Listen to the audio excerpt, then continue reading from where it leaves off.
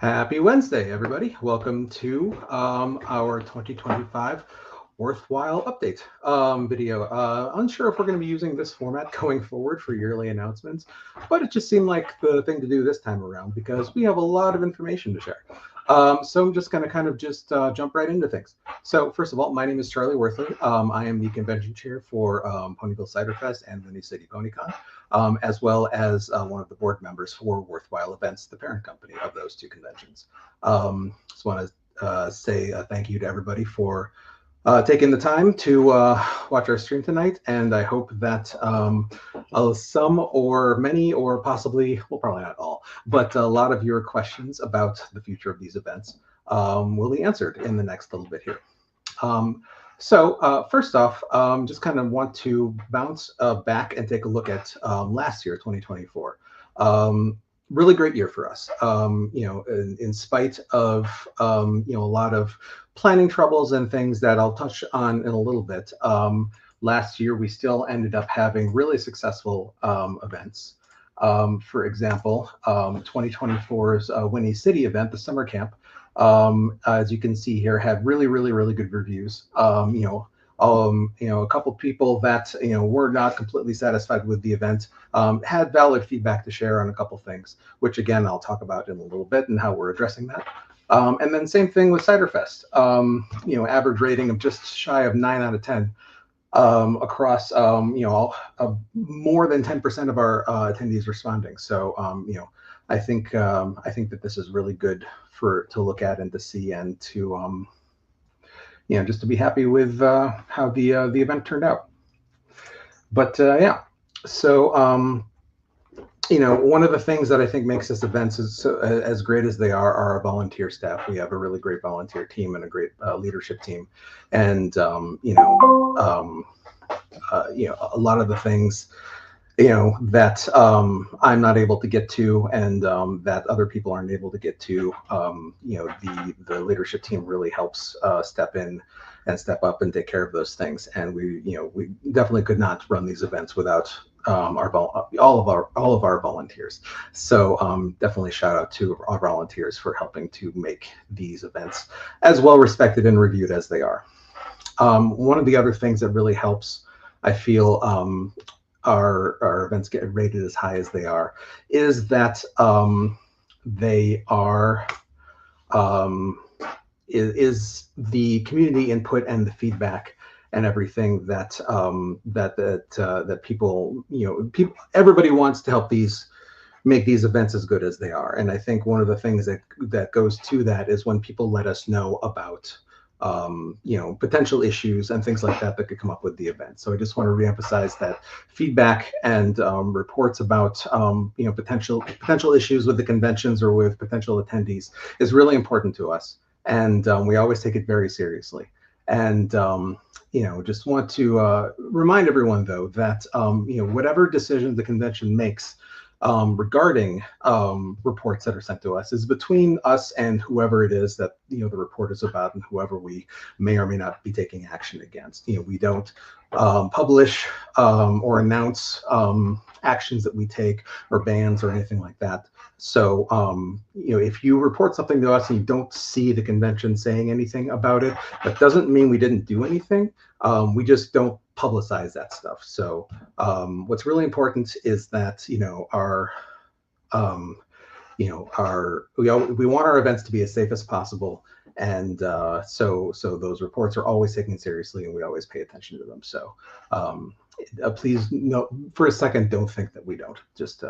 And I think that the feedback scores that that people give to us are indicative of that, of how well we do in that regard. So anyways, moving on. A couple of the things that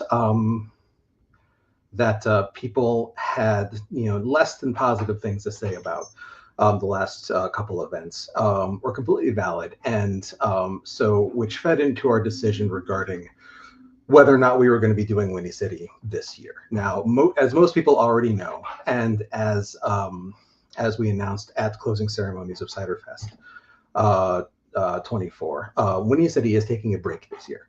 And that's okay. It's going to be coming back, and the main reason that we're doing that is so just to kind of reiterate what we said in that announcement at Ciderfest. So our mantra and our way of doing things has just been constantly to have it be Cinder. I'll make sure I get that out of the way. Is we always try to approach things as one con at a time. So that way, like, wires didn't get crossed, and just we could kind of keep our planning thought processes straight and everything like that. So it was always meant to be, we do a Ciderfest and then we do a Winnie, then we do a Ciderfest and then we do a Winnie, and so on and so forth. Except for that year where we did that last MOP MSPF, that was great, but man, did that no more 3 cons.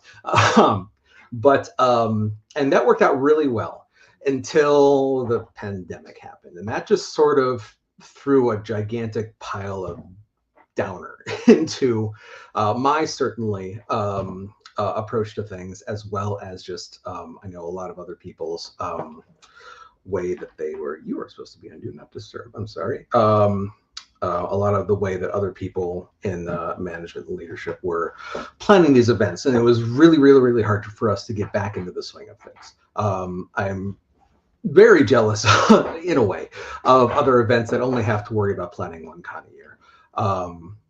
Just because it simplifies that thought process a lot. And so I kind of thought about that, and what started as a kerfuffle with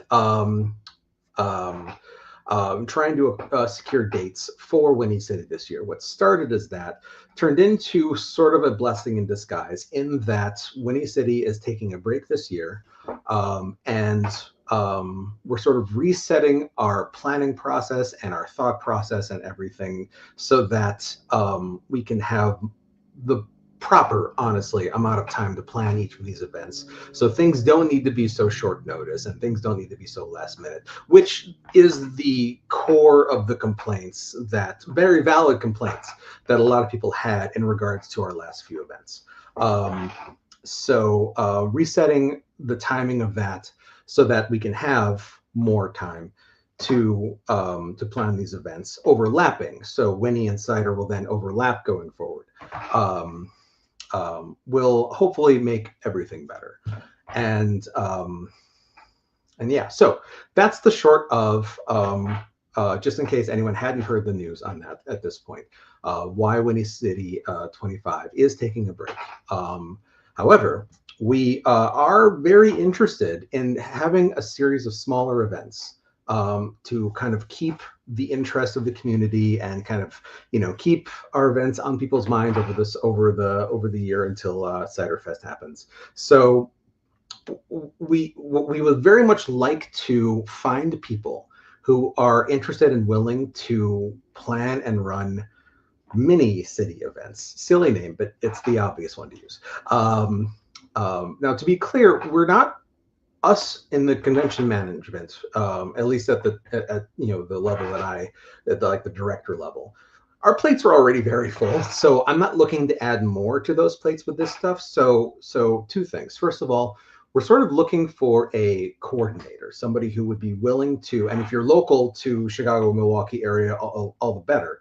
But we're sort of looking for a coordinator who can work with panelists, for lack of a better term, but you understand what I mean, who would be willing to host and run local, smaller individual events, whether they be like meetups in and around the Milwaukee and Chicago areas, to like anything from like, hey, we're gonna meet up at a zoo this day, or hey, we're gonna get together and do pony trivia at a bar this day, or possibly even online things, like if we could do like an online concert or something like that. Those kind of things will be all great. It's just, first we need really looking for somebody to kind of take the lead in coordinating and organizing these things, which then we will go publicize, of course. And then once we kind of have that person figured out, then we can start looking at going forward with setting these things up and scheduling them and publicizing them and things like that.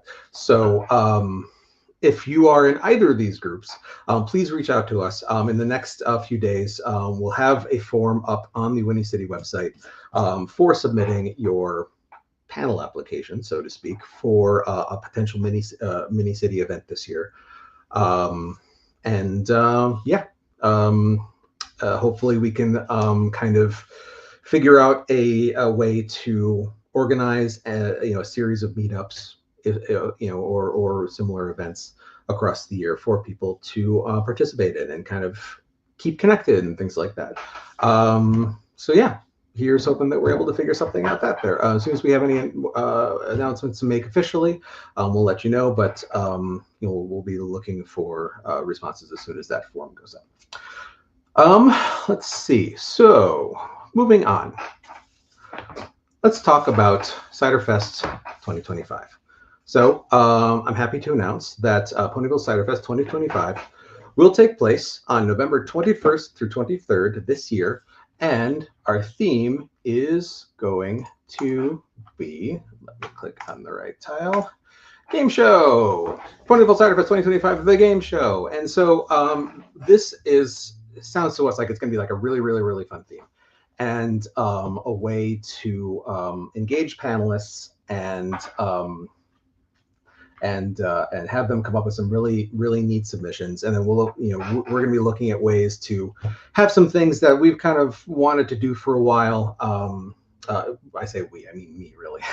That we wanted to do for a while, and see if we can make a fun weekend out of a bunch of different game show style activities. So a lot of this was inspired by some of the great game show style panels that we already have.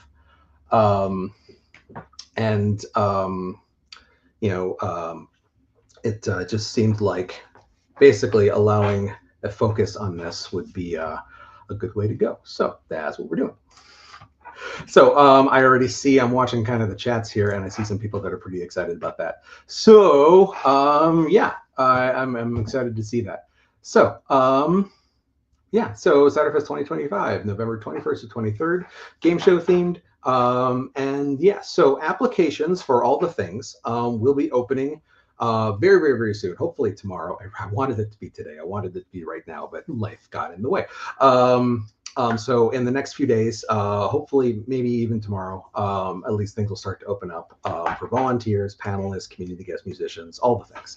And then I'm setting a date for registration to open on Sunday, May 11th at 7 p.m. Central Time. From the feedback I've gotten in the past about the ideal time for registration to open up, Sunday night seems to be sort of the favorite, because of the most people seem to be able to be home and available, and for those who want to try and grab up those sponsor badges. I'm going to try really hard to stick to that, but planning on Sunday, May 11th, 7 p.m. Central for registration to open. And the details for the packages and everything will be published in advance, of course. However, I need to put an asterisk on that and say, just with the whole tariff nightmare that's happening right now, the details on the contents of some of the sponsor packages might need to be a little vague until we know more about that whole situation. Because what I do not want to do is I do not want to raise the prices of the packages. So the prices of them will be very similar to what people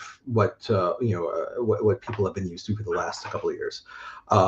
If I need to, it might just need to have less perks in them in case the tariff situation impacts us in a negative way. So we'll absorb that there as opposed to raising the prices.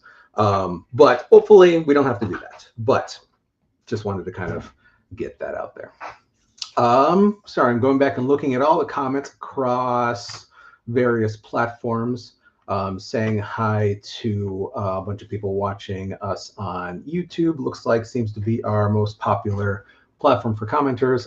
Seeing a couple questions here. So to reiterate a couple things, Inky Studios asks the dates for panel stuff and such again. So hopefully applications will be opening up possibly tomorrow if I can get to it. It's supposed to be a rainy day, so I'm going to be stuck inside anyways. But worst case scenario, I would say by the end of the weekend for those applications to open. Looking for other questions I could answer. That's not the one I meant to click on. Sponsor badges will be available when registration opens on Sunday, May 11th at 7 p.m. You may have asked that before I said this, but details will be available in advance of that date. Okay, let me go down and look for any more questions.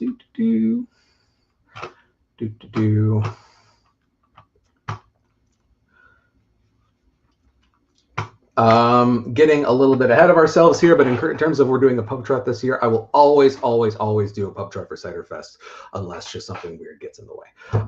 But yes, definitely plan on there being a pub trot. Aha, good question. The link for hotel registration, booking your hotel room. Actually, yes, I should specify that. You know what? Okay, here's what I'm going to do.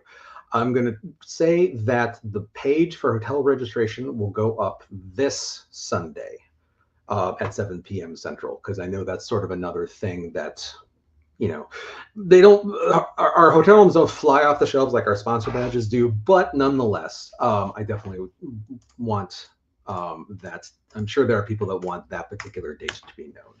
So hotel opening this Sunday at, that makes it the 3rd. No, sorry, 4th. This Sunday, the 4th at 7 p.m. Central. I will commit to that, so you can look for that. Good question. Thank you, Dan.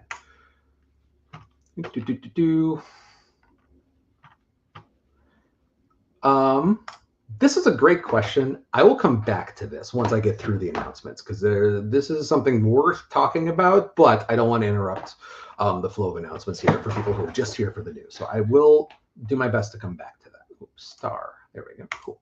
Okay. All right. So, Ciderfest. Yay. Okay. So next up, let's talk about Windy City. Windy City 2026. I can announce, will be happening on June 5th through 7th, 2026. Now, we're sort of stuck between two themes, so we're going to be asking for your help. Our theme option 1, cute and crypto. Cute and cryptid.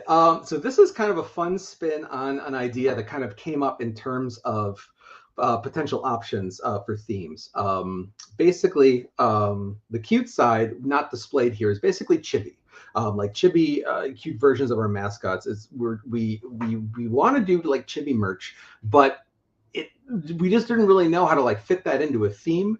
And then Sweet Cream, our art department director, who is also responsible for the character art that you'll be seeing here, also, just while we were throwing ideas around, mentioned cryptids, and I just thought that was really fun. I'm not aware of PonyCon doing like a cryptid theme.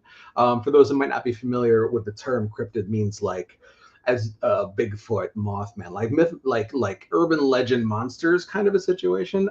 So like displayed here, like you've got Mustard Mark dressed as Mothman, Hopework as a werepony, Sleepy Bean as a chupacabra, and Deep Dish as something that I am not immediately familiar with. I can't remember off the top of my head. But anyways,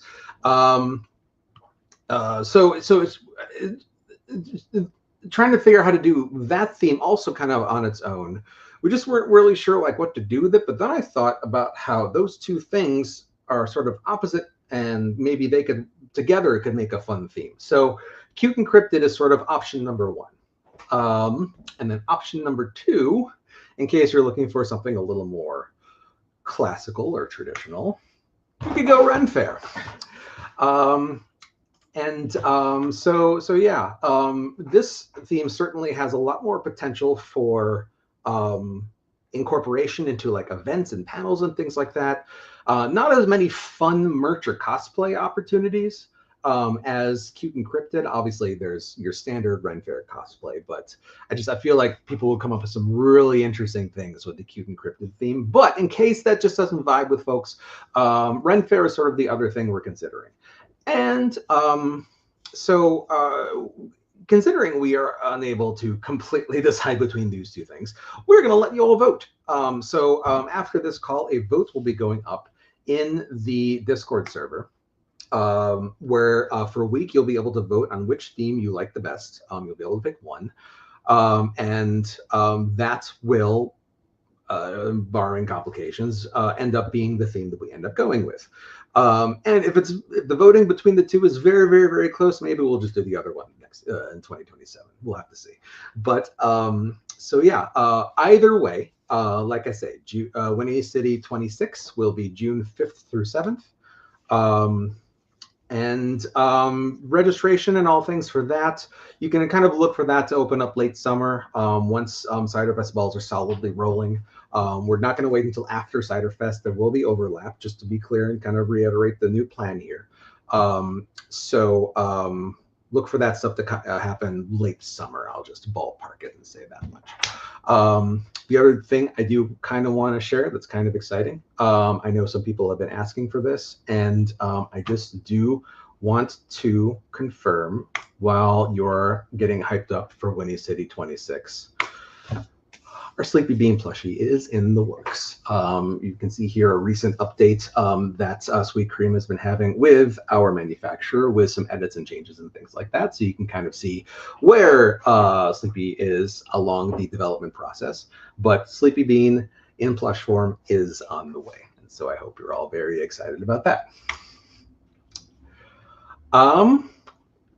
Okay, we're going to kind of keep on trucking on here. Let me just pop in and check for new comments, questions, and things like that. Okay, well, looking at recent comments, it does look like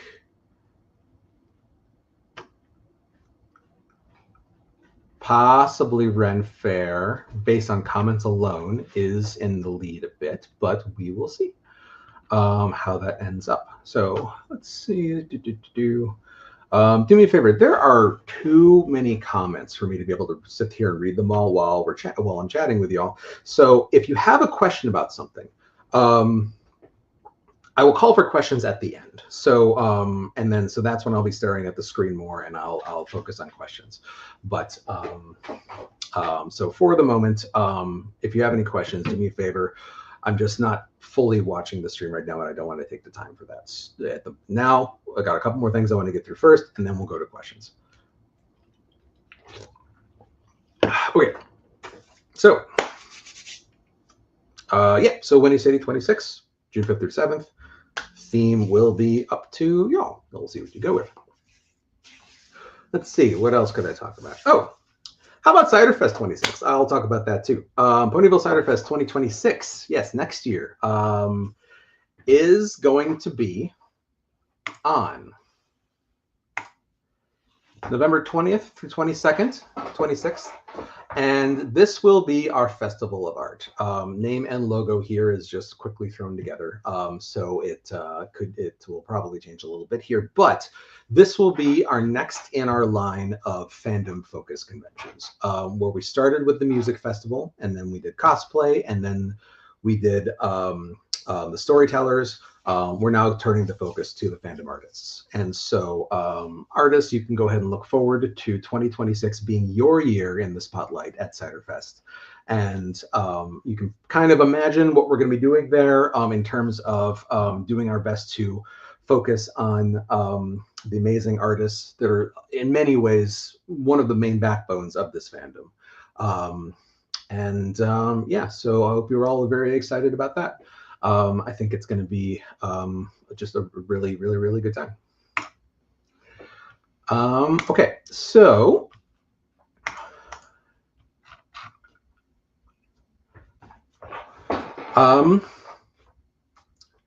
sorry, I'm just distracted by the comments. I'm trying not to be, but you all are saying some really things I want to be reading.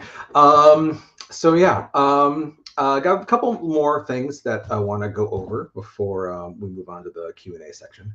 So first off, the one of the things that I've been wanting to do for a while is we get a lot of questions about how just the various aspects of how the conventions get planned and things like that. And what I really, really, really have been wanting to do, especially because I think this would help me out as well, to be honest, is I would love to do basically a weekly streaming series that literally is just not classes on how to plan a convention, but really like I've talked about this at some of my conchair panels before, but I really want to. I've just been thinking about actually putting this together for a while, but basically have like a weekly streaming session where I kind of talk about various convention planning aspects. Now, like I say, it's not going to be a university class. It's not going to be con planning 101, essentially. Like, it's not like you're going to watch these things and then turn around and go plan your own convention. Although maybe you will, I don't know, but that's not the intention. The intention is just to sort of like, for those who are really curious about under the hood type stuff, is to allow a place for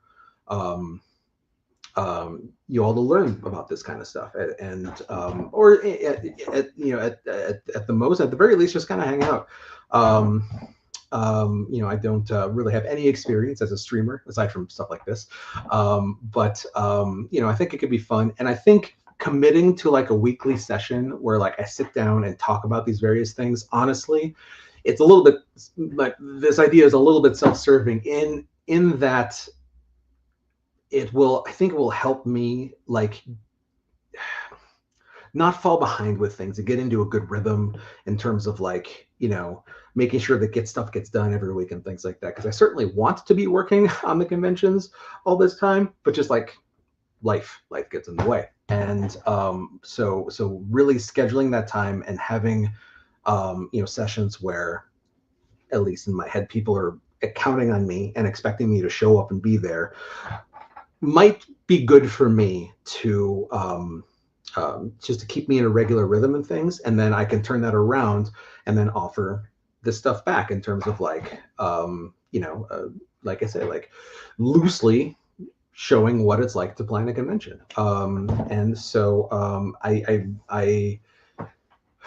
going to go look at the comments when this is done to see what people actually think about this idea, and see if anybody would show up. But I just putting it out there is something that I really do want to do. And I guess just sort of ask if people think that that's something that they would be interested in showing up for weekly.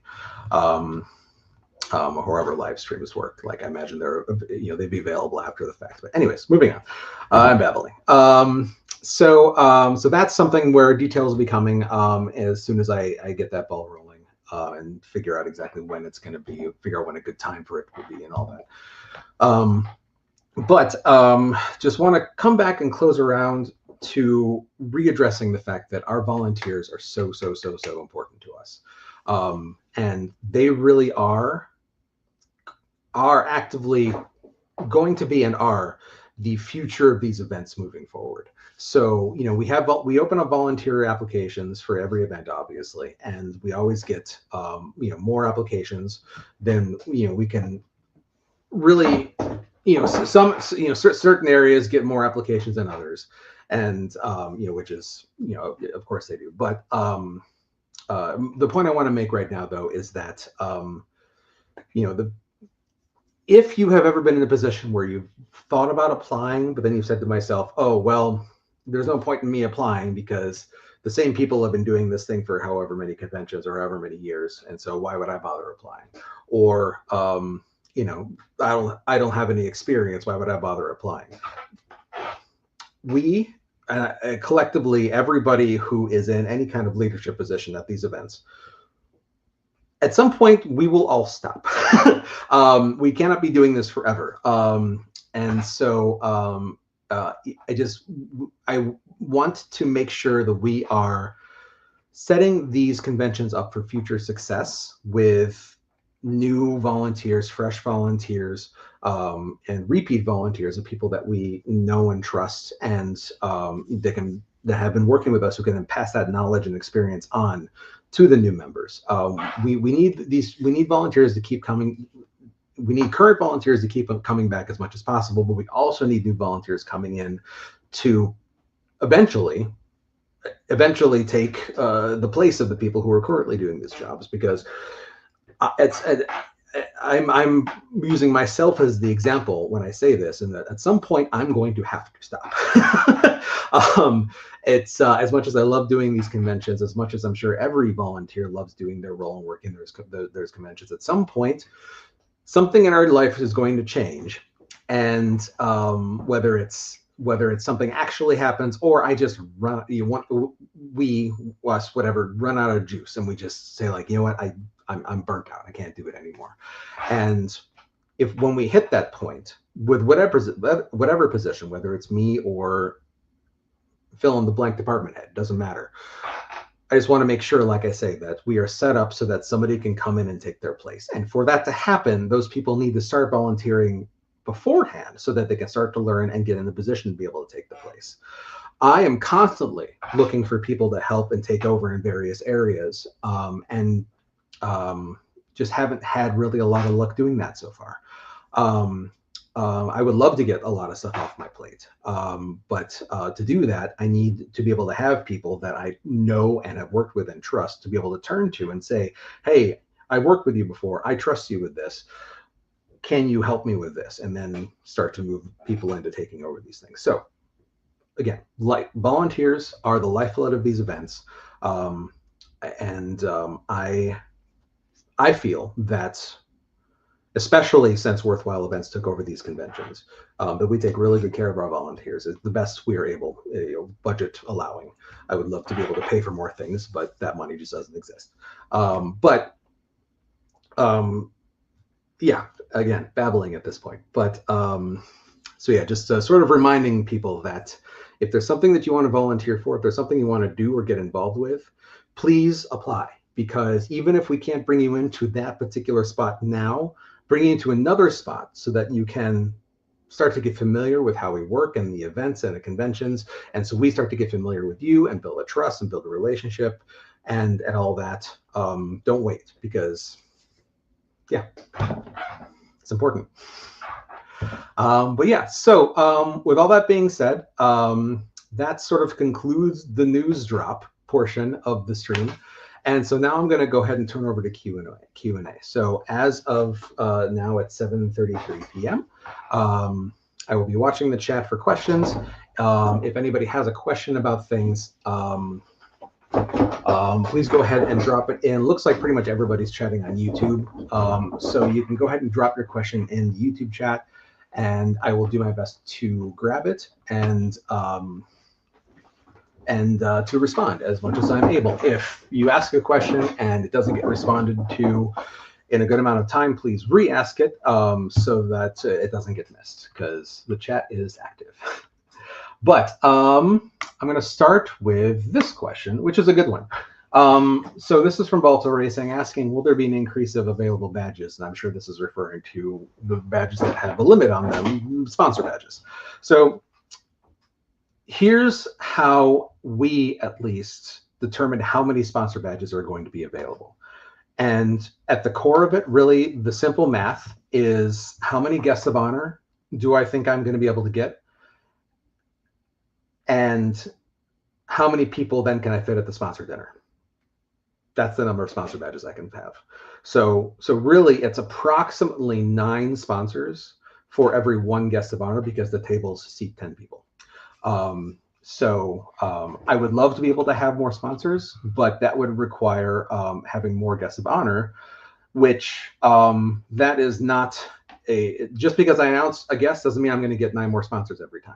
So it's a matter of sort of just like looking at the last couple of years in terms of how many guests we've had, how quickly the sponsor badges went, and just in general, the cost of the various guests I'm looking at, and so on and so forth, and figuring out, can I afford to add an additional one?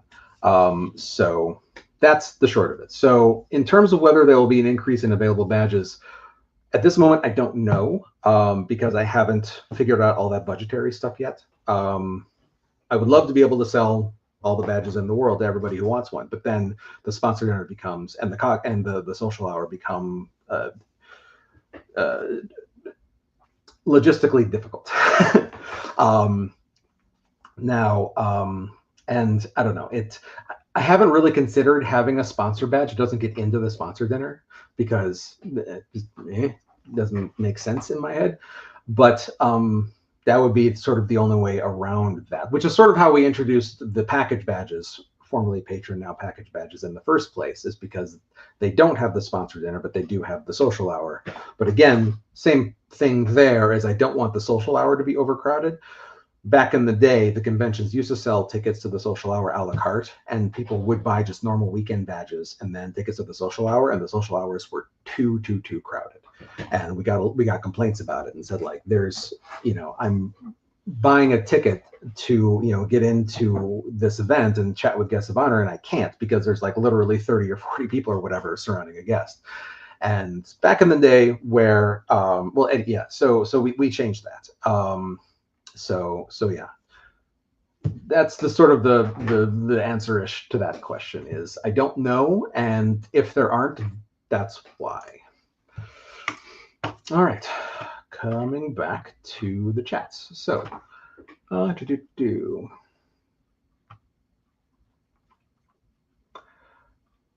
this is the part where there's going to be a lot of silence on my end because I'm reading the chat. So once again, if you were just here for the news portion, thank you so much for your time and for hanging out with us. I hope you're excited about all this news and that we've got a lot of stuff in the works.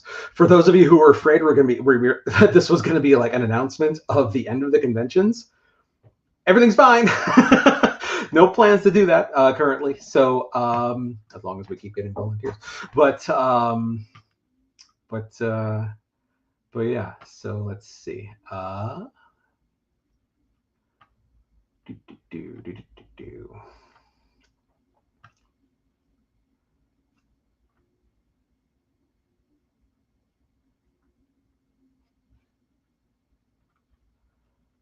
This is a valid point for Minky.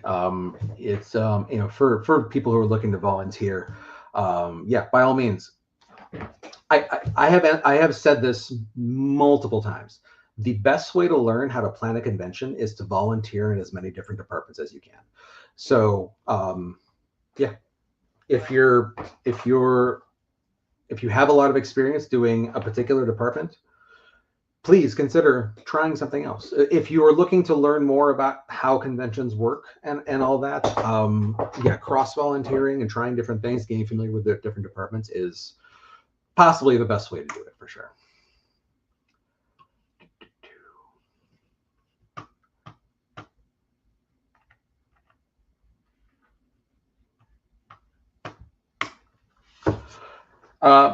No, we're gonna do a Charlie plushie. That's hilarious and no.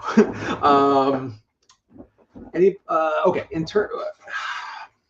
Here's the thing with ordering plushies, is for the normal size plushies that we've had, most plushie vendors require a minimum of 500 per design when you do an order. The vendor that we work with, at least in the past, has done runs of 250 as long as you do multiple orders at once. So that's yeah. So for us to do like another run of barley and caramel, with the way the things are set up right now, for me to like literally just do another run of the exact same, it would need to be another 250 of each one.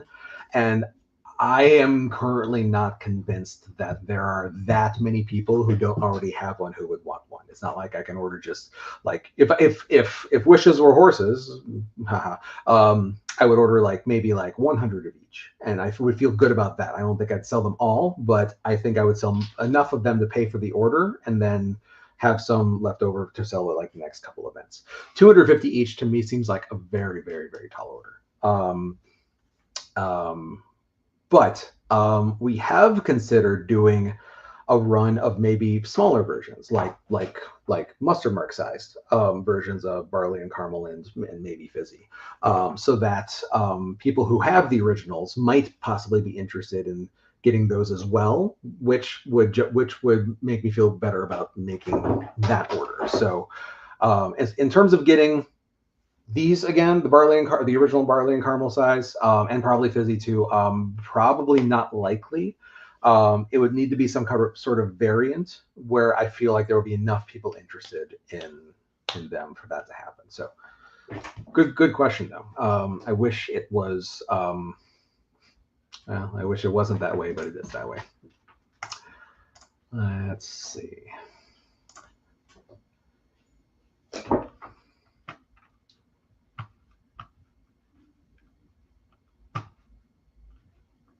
It's kind of you to ask. Brony for Life, 1982. Ahsoka, my dog, is completely 100%. I think she was actually just trying to get into my office. Ahsoka, is that you? Or was that Omega? Dog! Only better.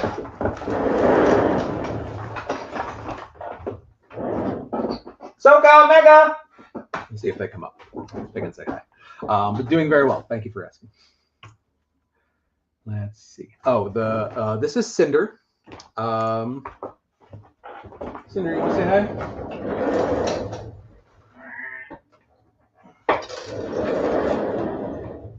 This is Cinder. She is the youngest of our two cats. We started with Ember. Oh, there's Ahsoka. Hi, Ahsoka. And there's Omega. Hi, Omega. Turning just pet cam. So Cinder is the youngest of our two cats. Ember. We got Ember first. Oh yeah. That's Omega. She has the funny ogu. We started with Ember, and then we got Ember a younger sister, and we went with Cinder. We liked the sort of naming between the two, but it also turns out that she is looks very close to Cinder Glow, one of the background Kirans, I guess, from the Kiran episode. I don't know if I can do a screen share here, but I won't bother doing a screen share. But if you just go Google Cinder Glow, just very similar facial pattern, actually. So that was completely an accident. But yeah. Let's see. Yes, Ahsoka and Omega from Star Wars. Yes, absolutely. What you doing? Just Ahsoka has a bed under my desk. I can't show you because of where my camera's mounted. But Ahsoka's bed is under here, and Omega is. Right. Okay, let's try and stay at least on convention topic. Oh yes, hello. I'm talking about you. People are asking about you. Okay. Okay, I'm up to 742, basically a couple minutes ago. If you've asked a question and I have not answered it, please ask it again because I missed it in the scroll. Let's see. Okay, party floors. Let's talk about party floors. They don't work in atrium hotels. First of all, with the Ciderfest Hotel, a party floor basically wouldn't be a party floor. It would be like there's no way to contain noise on a floor in the Ciderfest Hotel. So it's simply just 100% not feasible. Winnie is also sort of complicated because of just the way it's very sprawling laid out. It's hard to do a party floor there. It would be hard to do a party floor there just because of that. Because Winnie is only big enough to book out. The block that we have at Winnie isn't as big as Ciderfest, obviously, and the room that it leaves left over is used up with a lot of flight crews. And so obviously that does not work well with a lot of noise. And so just at both of our hotels, a party floor is not really feasible. In addition, I'm just going to be very honest about this. I'm a little bit. I look at our events and I look at the family friendliness of it, and with the stuff that is not necessarily family friendly is very much sectioned off and has its own like very after hours, after dark places. Adding in a party floor just sort of introduces a vibe that I'm not sure I want to go with at our events. I'm going to be very honest. Now, I'm open to my mind being changed by my fellow board members and directors in case anybody wants to argue this case with me. But this is just sort of the stance that I've had for a while. It's just sort of like, I don't view our cons as party cons. Certainly, a lot of people view Ciderfest as sort of the con after party for the year, but still, it's the partier nature of it, and a lot of what I mean by that is a lot of the, I don't want to say troublemakers, but I mean a lot of the people who end up getting into trouble, which we've had our share of as well, seems to be relatively is currently manageable. And the cons that I see have party floors, that segment becomes a little harder to manage. I'll put it that way. You know, I'm certainly no, you know, I might be letting my old man gray hair show a little bit here, but that's just sort of that's the approach that I've had to it for a while. I just think that I really like the vibe of our events, and I feel like adding a party floor would change that. I'm not sure I would like that change. I just kind of like it the way it is, I guess. But again, I'm always open to having my mind change in case anybody wants to argue those points with me. But even putting that aside, logistically, I just think it would be very difficult at our venues. But good question. Oh, sorry, misclick.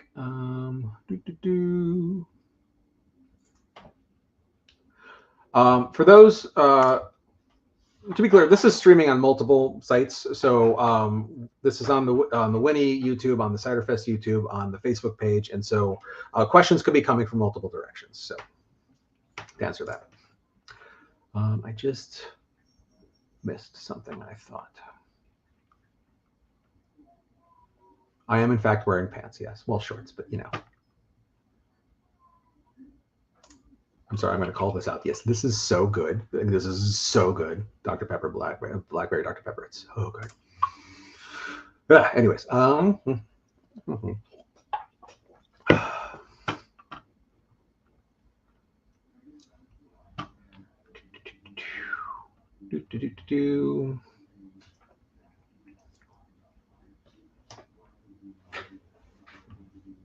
Oh, yes, the venues are unchanged. They were in the graphics, but yes, Schaumburg Hyatt for Winnie and the Hyatt Regency for Milwaukee, same as before. Winnie Cities, yeah, same hotel as always for Winnie, and then our new home for Ciderfest. Yes. Didn't even think about clarifying that. Good questions.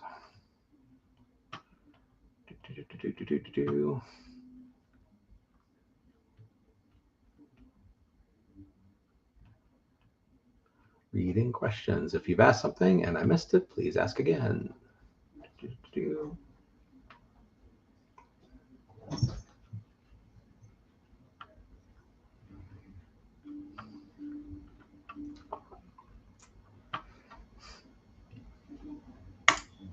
Okay. For clarity, by the end of the weekend, so the only specific date and time I'm giving is for registration. The page for booking. Sorry, my brain is all over the place now. The page for booking your hotel room for Ciderfest 25 will open this Sunday, the 4th at 7 p.m. Central.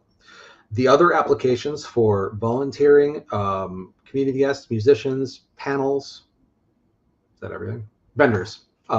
Basically all the applications. If it's an application for something, it will open by the end of this weekend, sort of popping up as I'm able to get to them between now and the end of Sunday. But yes, I believe that's all of them. And then once again, actual registration for regular and sponsor badges will open on Sunday, May 11th at 7 p.m. Central. And the details for the packages will be available, made available before then. But the price points should be the same as they were last year and the year before.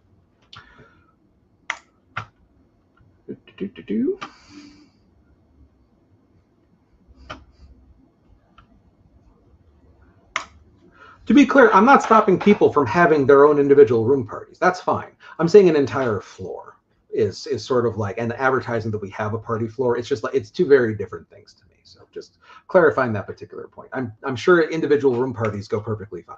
It's when you have them en masse, sort of like the other thing.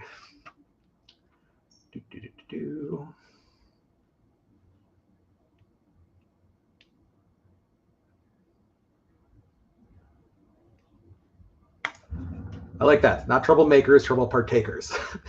I like that very much. I'm going to file that away and probably use it referring to myself on occasion.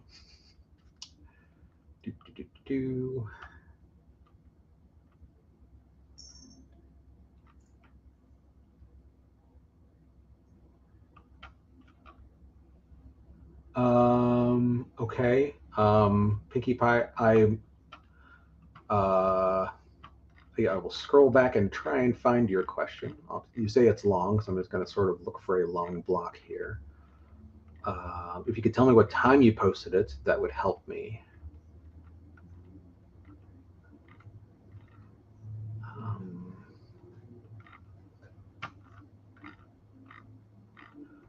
I'm looking for Pinkie Pie.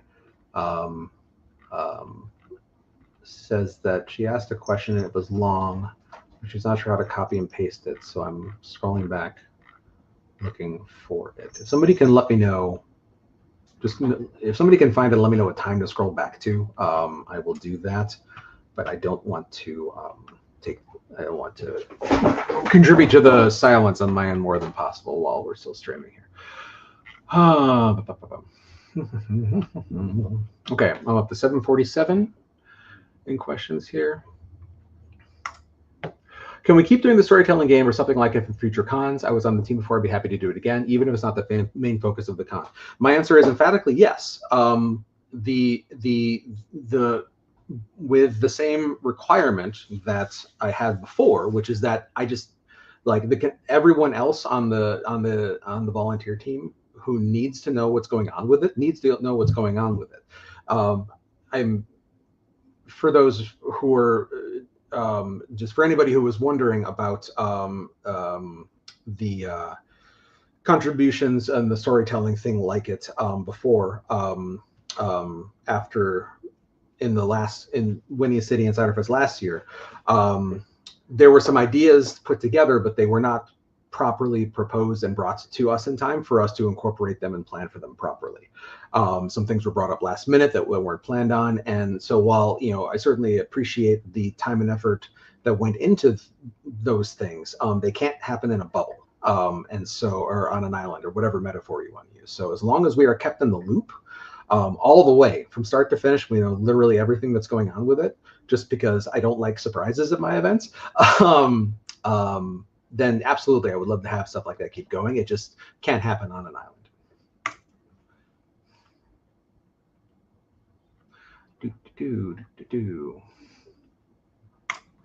As far as leadership applications going out first, no. Applications for everything will be opening up at the same time. On the application, you'll be able to say if you're applying for a leadership position in whatever department it is. And so we'll look at those first, but you will be able to open the applications across the board when the application goes up. Oh, I just saw. Pinky, if that was the question, then there we go.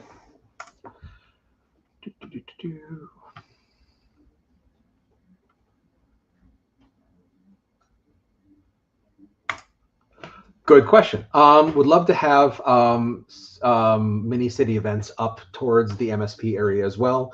I do really still want to have the Gwen's Pub Trot that was teased at Cider 23 and re-mentioned again at Cider 24. That almost that I almost was going to be able to announce today, except for it just sort of fell apart at the last little bit in terms of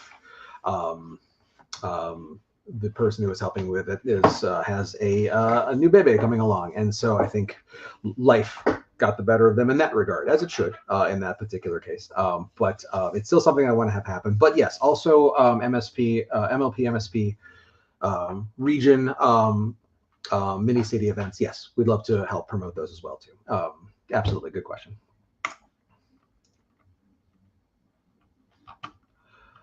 I'm up to 7:48, trying to catch up here.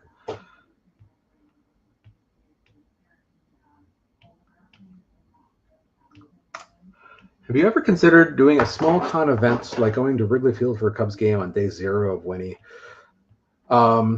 Yeah, no is the answer.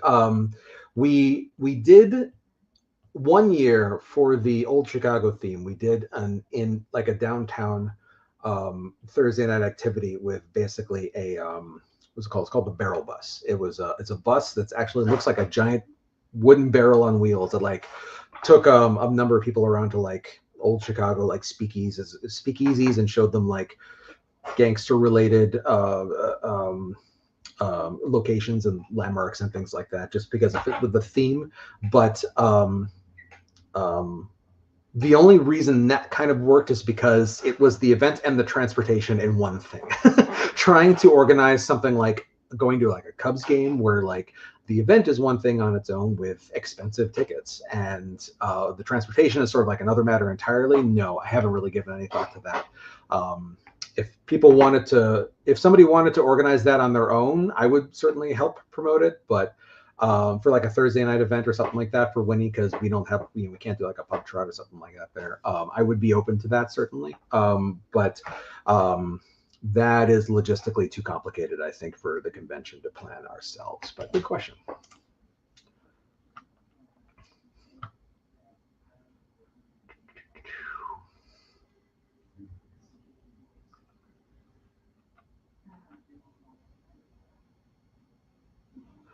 There was a question earlier about panels asking, would they be more interactive focused for the game show themed? Yeah, we'll certainly be looking for, all panels will be considered. So just like all of our events, we'll have all sorts of panels, but we always give a slight preference, or at least a little bit more consideration to panels that are on theme. So yes, any sort of game show related panels will definitely be looked at a little bit more closely than not game show related, but we will still include those as well for sure.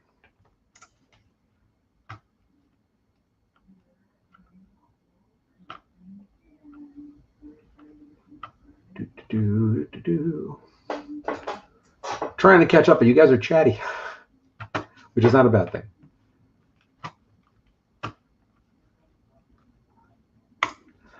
Red card, so just reiterating that the page for booking your hotel room will go up this Sunday, the 4th at 7 p.m. Central.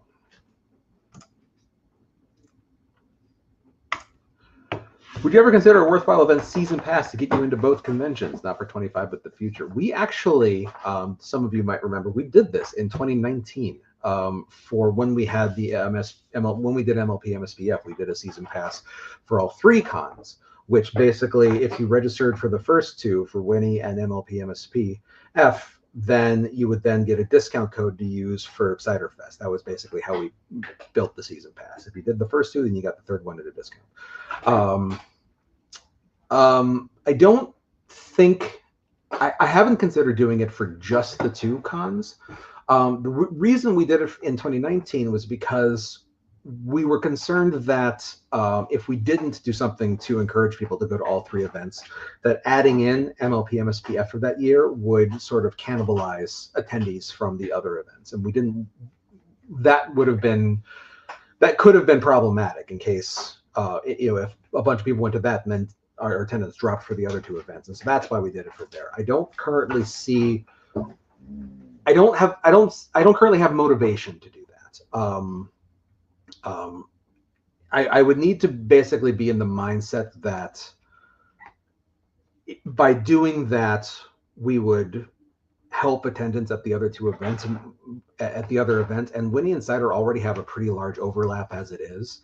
So to me, I haven't done formal research on this and looked at like numbers, but just my perception is that adding in a season pass, like a discount, I believe is effectively what you're asking here, Balto, would end up reducing our income, because the people who are already going to both will then just get a discount for the badges that they're already buying, and pragmatically, it just doesn't make sense to do that. So right now, no. Unless it were like a perk situation where if you went to both cons, you could get like an extra perk. But I have the sense that's not what you're proposing. But in case it is, that's it's at that point it becomes the logistics of figuring out who gets that perk and the distribution of it. Because we also had a souvenir for the people who got the 2019 season pass, and we ordered enough so that everyone who qualified for it would get one. I still have a giant box of the things that nobody ever came and picked up, and so it's just sort of like wasted money. And I'm bummed too because they were so cool. They were these like giant. They made them as keychains. They were supposed to be Christmas ornaments, but they put like a keychain ring on them, which they weren't supposed to do. But whatever. So they're these monolithic keychains, which you could use as like a hang off or whatever you wanted, I suppose. But yeah, so yeah, I currently don't have the motivation to do that. Yeah.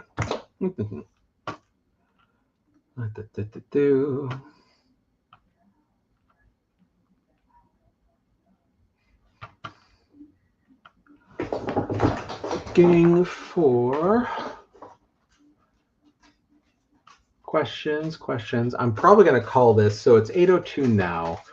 It looks like I'm kind of catching up here. Okay. How does choosing which community guests are invited to pick Point of Ciderfest work? Do you have some kind of rotational system for them every year? There's no system. No. So this is a very long topic, but in brief, I have a budget for community guests, and then I have the applications for people who want to be a community guest. And so I look at those applications and I look to see. So I sort of first do a pass to see what people are asking. So like if somebody is asking for a lot, like if they put on the application that for them to come, they need flight and hotel room and a stipend covered for, that's a high ask. And then I'll look and see like, okay, so like what do you bring into me? Like how many followers do you have? What's your place in the community? How notable are you? Like basically if I put you in as a community guest, is somebody going to say, cool, they're coming, I'm going to buy a badge now, who wouldn't have been already anyways? So this is a very, very abridged version of the process. That's sort of the very, very, very quick math that goes into picking community guests. Community guests who don't ask for anything, for example, are naturally a lot more likely to be accepted.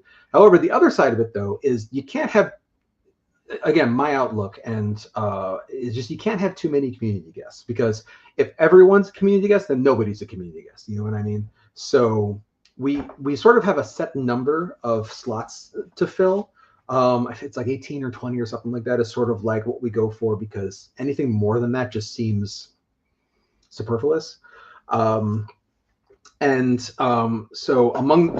there have been times where I've had to decline community guest applications that I would have loved to have rather accepted. It's just maybe they didn't fit the theme as well as other potential applicants, or or maybe they were a guest last time, and so I wanted to give somebody else a chance this time. And so like there's no simple answer to the question, but everything I just said is sort of the general quick math in terms of how I pick community guests. So hopefully that helps. Okay, I'm going to call it here in terms of questions. I won't be reading past 8:04, but I'm going to try and get caught up here. Let's see.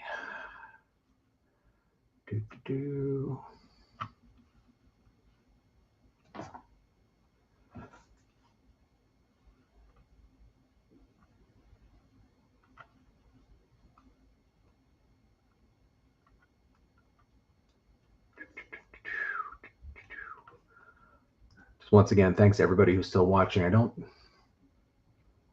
see like a number on here. I'm not sure how many people are watching, but considering how active you all are chatting, it seems like a lot. Yeah.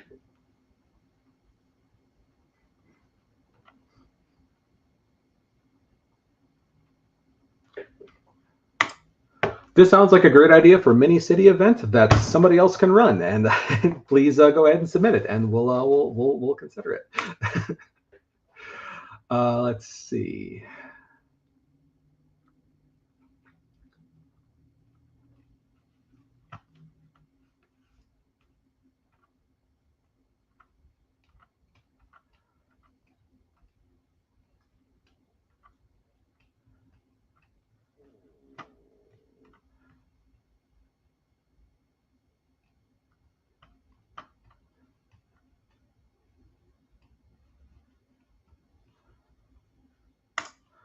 Is there a possibility for looking outward in terms of guests for possible further fandom reach, like from Hasbro Hotel, like other PonyCons have done? I don't feel the need, to be perfectly honest. I don't. I feel like I've heard just as many attendees say they want this as I've heard as many attendees say that they don't want this. So, and I feel like there's still so many pony talent that we actually that we haven't gotten to meet yet, or that we haven't seen in a while, that I just don't feel the need to eat up budget with people from other fandoms, to be perfectly honest. Yeah, I mean, that's just sort of my knee-jerk answer to this. It's fair. It's a fair question. And if it works out for other conventions, then that's great. I just don't think that's what I want to do. Crystal Sparkle, would you ever host an online convention again? No, no. And my answer to this is succinctly that it is the same amount of work as an in-person convention with 10% of the emotional payoff. And you might be thinking, like, what do you mean it's the same amount of work? It's online. You're not at a hotel. Yes, everything that's removed in terms of facilities and like all that stuff is replaced with shipping and fulfillment, because obviously we're going to still have merch and sell badges and everything. And it is, for the two that I did back in the dark times, it was the same amount of work. And it sucked. I'm going to be honest. Like, I'm glad we did it. Like, I'm like in the moment, like it was like, okay, I'm glad that, we're helping out the community and like helping out people who like need this right now. But unless we, knock on composite wood, unless we find ourselves in the same kind of situation again where we are unable to have in-person events, I don't think I would ever choose to run a full online convention again, just because it's the same amount of work for nowhere near the emotional payoff, which is what I do it for, to be perfectly honest. So yeah, sorry.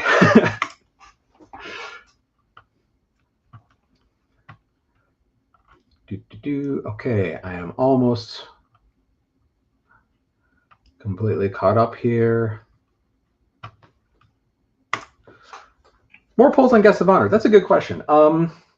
We previously did these when I simply did it because I wanted to know who people wanted to see, and then we started doing more theming specific cons, and I wanted to try and it became more important to, not important, but it made more sense to invite guests that like fit the theme in a way. And so that's why we sort of got away from the surveys. And then the other reason why we got away from the surveys, honestly, is because there's the timing. So now that we're fixing the timing issue and we're doing things more in advance, that definitely opens up the possibility to inviting guests again. There certainly is not like a major lineup of guests that would fit with really any of the upcoming con themes that we announced today. So maybe that's actually a really good question. I will give that some thought. Thank you for that.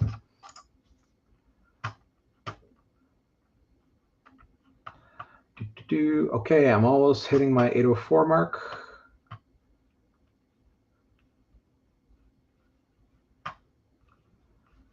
Okay, this one snuck in, so I'll respond to this. Kickstarter, be possible to see if interest for a second run of plushies.